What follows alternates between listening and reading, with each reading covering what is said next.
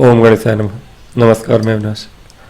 आज हम बात कर रहे हैं चंद्रमा के नवम भाव के फल के विषय में। यदि चंद्रमा आपके नवम भाव में बैठे हैं, इसका क्या फल होता है आपके जीवन में? अच्छा फल होता है। चंद्रमा के नवम में होने पर अच्छा ही कहा गया है, जाति का हो या जातक। यदि स्त्री जाति का है जिसके चंद्रमा नवम में बैठे हैं, उसको पुत्रवती कहा गया है। और जातक के लिए यश देने वाला कहा गया है। अष्टम में चंद्रमा अल्पायु बनाते हैं, लेकिन नवम के चंद्रमा यश देने वाला, यश प्रदान करने वाला बनाते हैं। यश इसी जातिका के लिए पुत्रवती कहा गया। हालांकि जातक भी पुत्र संपन्न होते हैं। ठीक है, तो कुल मिला के चंद्रमा का यहाँ बैठना शुभ होता है। ऐसा जातक जो होता है धार्मिक होता है और धर्म कर्म में रुचि लेने वाला, भाइयों से प्रेम करने वाला, भाई से प्रेम करने वाला और धार्मिक। चंद्रमा यदि नवम में है और शुभ स्थिति में है तो अच्छा है, या भाग्य वृद्धि कारक होते हैं। राहु केतु के साथ ना हो बस, अथवा पाप ग्रहों के दृष्टि में ना हो। हालांकि शनि के साथ अगर चंद्रमा होते हैं, युति वाली बातें मैं अभी बता नहीं रहा हूँ, जनरल प्रेडिक्शन है ये। फिर भी यदि चंद्रमा नवम भाव में बैठे हैं शनि के साथ युति में, तो ऐसा जातक बहुत ही ज़्यादा धार्मिक हो जाता है, आध्यात्मिक हो जाता है। समय के साथ, विशेष रूप से 40 वर्ष के आयु के पश्चात ऐसा जातक सन्यासी जीवन जीने लगता है। विषयोग है ये, चंद्र और शनि का जो युति है विषयोग है। लेकिन फिर भी ऐसे कई कुंडलियां हैं, ऐसे कई धर्मात्माएं हमारे जीवन में देखने को हैं इस भारत भूमि में, जो शनि और चंद्रमा के साथ में होने पर ऐसा कहा जाता है कि देखा गया है, कहा नहीं जाता, देखा गया है कि 40 वर्ष की आयु के पश्चात सन्यासी बन जाते हैं। शनि और चंद्रमा की युति कहीं भी अच्छी नहीं मानी जाती, लेकिन भाग्य भाव में है तो ये मानी चलिए कि आपके भाग्य में ये परिस्थितियां बन जाएंगी बाद में चल के, चूँकि शनि के साथ है। यदि और शुभ ग्रहों की दृष्टि है, जो कि होगी ही, यदि ऐसी युति बनती है किसी की कुंडली में, तो कहीं ना कहीं ऐसे योग बनते, हो सकता है परिस्थितियाँ ऐसी हों जीवन में, ऐसे कार्य करने वाले हों आप, परिस्थितियाँ आपको धीरे धीरे आध्यात्मिक की ओर ढकेलेंगे। आपका मन जो होगा ज़्यादा परेशान होके या अच्छे से, जैसा भी कुंडली हो, किसी न किसी रूप में आप उस ओर 40 वर्ष की आयु तक चले ही जाएंगे। चंद्रमा चूँकि स्वभाव से कोमल ग्रह है, स्त्री कारक ग्रह है। यदि अगर मान लीजिए कि चंद्रमा आपके शुभ हैं और पक्ष बल से मजबूत है, पक्ष बल सबसे महत्वपूर्ण है चंद्रमा के विषय में। यदि पक्ष बली चंद्रमा है और डिग्री से अच्छे हैं, 15 डिग्री के आसपास हों, तो ये समझिए कि, और शनि की डिग्री इनसे 10 डिग्री आगे है, तो इस युति का ज़्यादा असर नहीं होगा। मान के चलिए चंद्रमा आपके 15 डिग्री पे हैं और शनि या तो 5 डिग्री पे हैं या 25 डिग्री पे, और फिर देख लीजिए कि सम में है या विषम में है।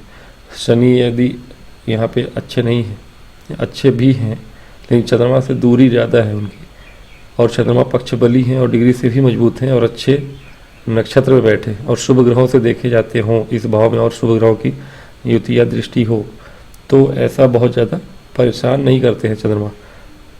मैंने देखा है केतु के साथ बैठे हुए चंद्रमा भी व्यक्ति को इतना परेशान नहीं करते। ये डिपेंड करता है आपकी कुंडली पर, कि आपकी कुंडली में, और विशेष रूप से गुरु पे, कुंडली में गुरु कहाँ बैठे हैं।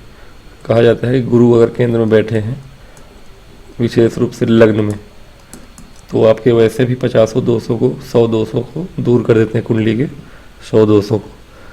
तो ऐसे जिनके लग्न में गुरु बैठे हैं, उनके चंद्रमा के साथ केतु होने पर भी हालांकि कार्य क्षेत्र में उनको जीवन पर्यंत मानसिक परेशानियां होती हैं, कार्य को लेके, पढ़ाई करते समय हो या पढ़ाई के बाद हो, नौकरी लगने के बाद हो, लेकिन केतु हैं यहाँ तो राहु चतुर्थ में होंगे तो जीवन पर्यंत उनको थोड़ी, लेकिन ऐसे जातक के लग्न में चूँकि गुरु हैं तो इनकी मानसिक स्थिति इतनी अच्छी होती है कि इन्हें ज़्यादा असर नहीं पड़ता।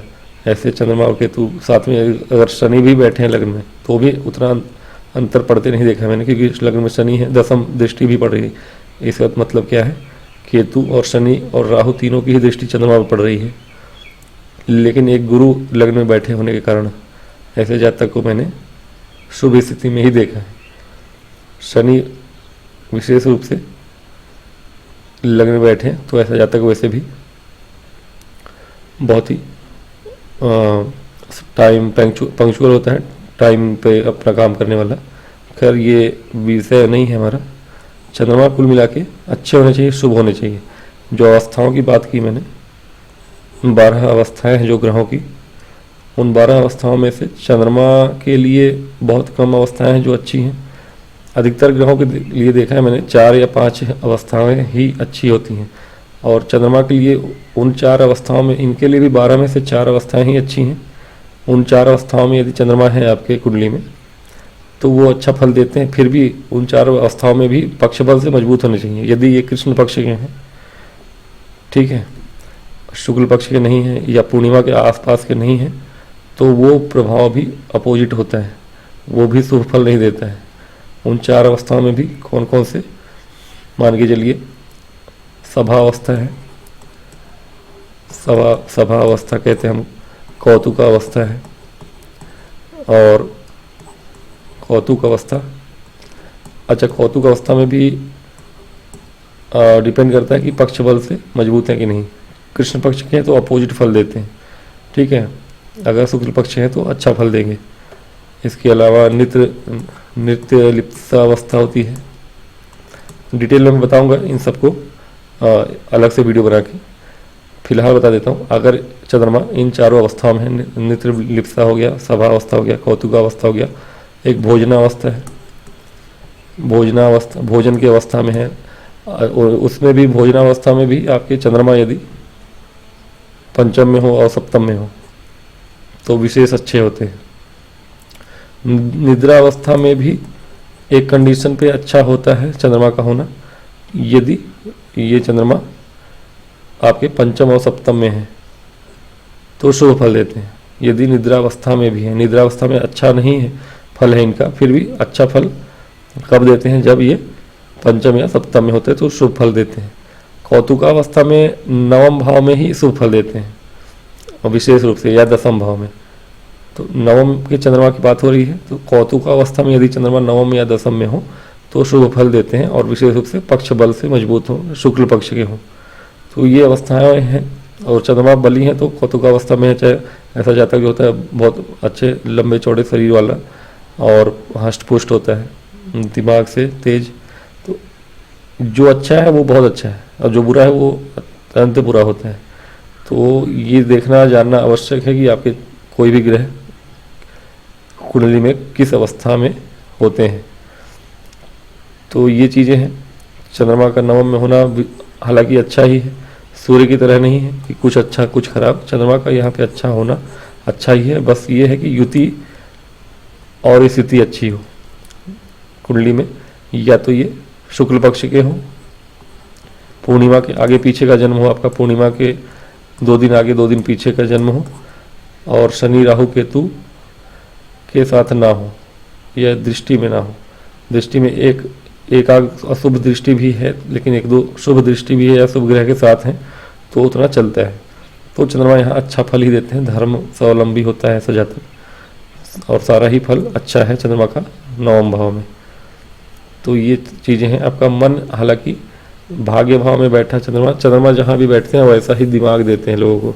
चंद्रमा मन होते हैं, जिस भाव में बैठते हैं उस भाव संबंधित फल ही जीवन पर्यंत आदमी अपना ढूंढना चाहता है, या उसका मन उस ओर भागता है। चंद्रमा नवम में है तो भाग्य से ही आपको सारी चीज़ें प्राप्त होने की आशाएं रहती हैं कि हमें मिल ही जाएगा, ऐसा मन होता है व्यक्ति का। और घुमंतु प्रवृत्ति का होता है सजातक, कहीं ना कहीं घूमने की प्रवृत्ति होती है और टिकता नहीं है घर में, ऐसा भी कह सकते हैं आप।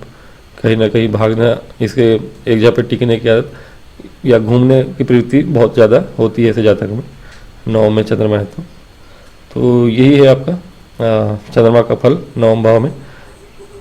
और बाकी मिलूँगा मैं नेक्स्ट वीडियो में, तब तक के लिए कृपया लाइक सब्सक्राइब करें। नमस्कार, ओम गणेश।